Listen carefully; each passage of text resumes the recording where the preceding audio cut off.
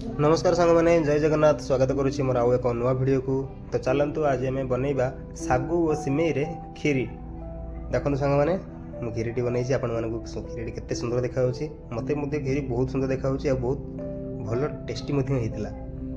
तो आपण मैंने बिल्कुल भी मिस करंतु नहीं, मो वीडियो शेष पर्यंत देखंतु और मो रेसिपीटी को भल भाव मन रखंतु। तो चलतु एबे आम खीरी बनइबा स्टार्ट करने। तो सांग मैंने देखंतु सेथिपाई मु एमिति गुटे कड़ाई गरम करनी आगे। तो तापर से मु देसी घी ऐड करिछि। सांग मैंने देखंतु आपण माने घीर कलर देखि जानि पड़थि घीटी केमिति। तो सांग मैंने ये प्योर देसी घी ऐड करनी। घी टी गरम होला परे मु सेथिरे एमिति बादाम आ काजू आ किसमिस मध्य ऐड करनी। तो चलतु आम बादाम काजू किसमिस को एमिति टिके घीरे टिके भल भाव टिके गोळेई नेबा। भल भाव भाजी हो सारापर आम से सब गोटे प्लेट को काढ़ी नेबा। देखो सांग मैंने ये मोर भल भाव भाजी हो गलानी। तो तापर मुझे सब गोटे प्लेट को केमी काढ़ी नेबी। आपण मैंने जदि घी पकाउछन्ती ना सिमेई रे ताहले आपनको सिमेईटी भल टेस्ट हम। देखो सांग मैंने से घी थिला मु सेथिरे सिमेई ऐड कर नहीं। तो चलते एबे आम सिमेई को से घी रे टिके एमिति भाजी नेबा। सांग मैंने जदि सिमेई को आपण घी रे टिके भल भाव भाजिबे ताहले खीरीर टेस्ट आउ टिके भल हे। तो सांग मैंने ये देखो सागु नहीं कि बड़ बड़ सागु दाना नहीं से सब को एमती गरम पानी रे से सब को प्रथम भेदे देवी। जदि आपण मैंने सागु को स्टार्टिंग रे भेदे की रखिथे ताहले आपण मैंने डायरेक्टली नहीं पारे, किंतु मुझे भेदे नथली से गरम पानी करी से मुझे भेदे नहीं। गरम पानी भेदेले सागुटी जल्दी हो। सांग मैंने देखो ये मोर सिमेई भी भलसे भाजी हो गलानी।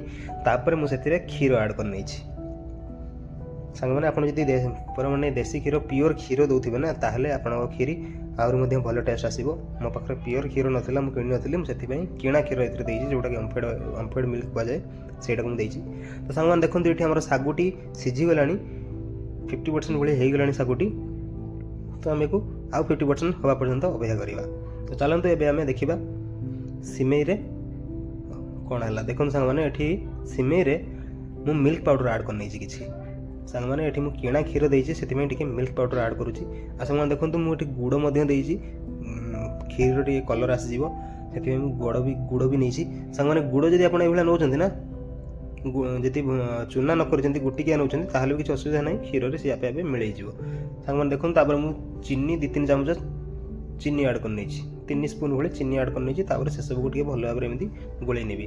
कारण चीनी भितर टे मेल्ट हे आउ गुड़ भितर टे मेल्ट हे से मुझे सब टे भल भाव एमती गोल नेबी। तो देखो सांग मैंने ये मो गुड़ को देखो ये होगला अल्प टिके बॉयल हो गला खेली गला कि मिसीगला आउ टे अच्छी ताकि खड़िके माड़देली सी भल भाव हो। चलते सांग मैंने एवं सागु ऐड करने। आप देखुए सागुटी केमी हो जाए पूरा 100% सागु हो जाए। आम क्षीर भी पकेबा ये भी फुटब सी तो आमर पूरा हो। तो से देखो सागु मुझे ऐड कर नहीं। आम से सब केमी भल भाव आउ थे मिक्स करने। सांग मैंने आपण मैंने एमती थे सागु आउ सिमेई रे खीरी बनई टेस्ट करंतु। आ मो रेसिपी को मन रखंतु। एमती ही रेसिपी आप बनइबे बहुत सहज बहुत सुविधा और अल्प समय आप देखुं मुझे केते समय बनई रेडी करुँची।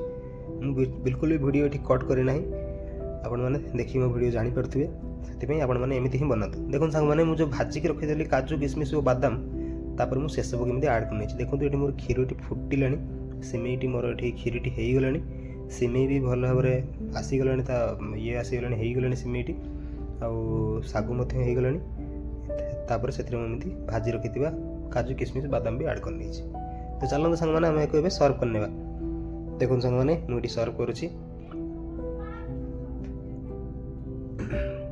सिमेई काजू किसमिश आउ सागु बादाम सब पड़ी चीनी गुड़ क्षीर मिल्क पाउडर सब प्रकार जिन पड़ी। आपने थोड़े एमती बनातु टेस्ट करूँ जापर। तो सांग मैंने मो वीडियो को आपते पर्यटन देखिले शेष पर्यटन निश्चय देखूँ। आज मो रेसिपी आपको भल लगी लाइक करूँ कमेंट करूँ और सांग मैंने शेयर करूँ। हाँ सांग मैंने जदि आप मो चैनल नुआ अच्छा ताहले मो चैनल टी सब्सक्राइब करूँ।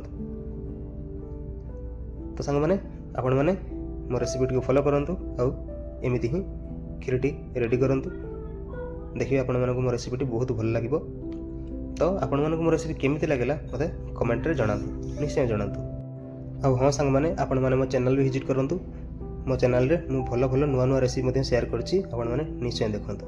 ତ ସାଙ୍ଗମାନେ, ମୁଁ ଏବେ ରହୁଛି, ଧନ୍ୟବାଦ।